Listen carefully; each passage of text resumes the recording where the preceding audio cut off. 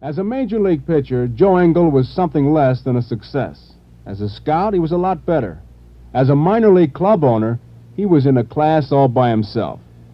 As a scout for the Washington club, Engel once paid $7,500 for a young infielder, and Washington owner Clark Griffith was really mad.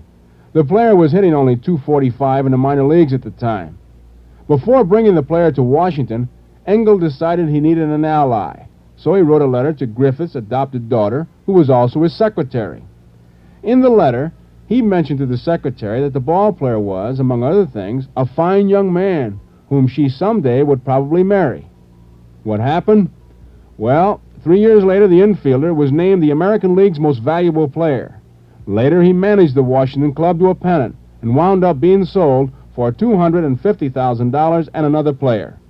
Today, the ex-infielder is the president of the American League and a member of the Hall of Fame. And Joe Cronin did marry the secretary.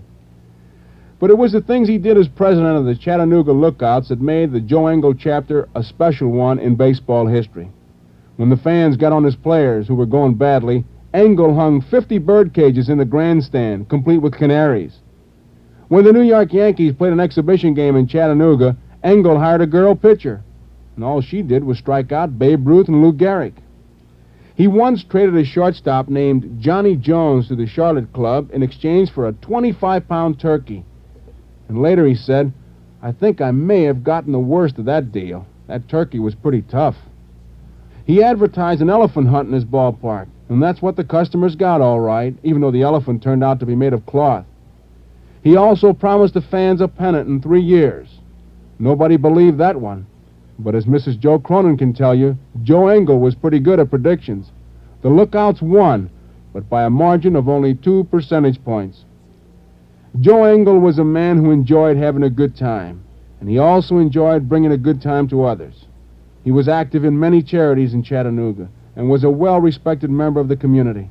He was a sound baseball man who played a big part in the success of a lot of players, including Cronin and Bucky Harris.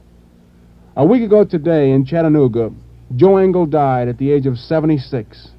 His hometown and the game he loved are both poorer because of that.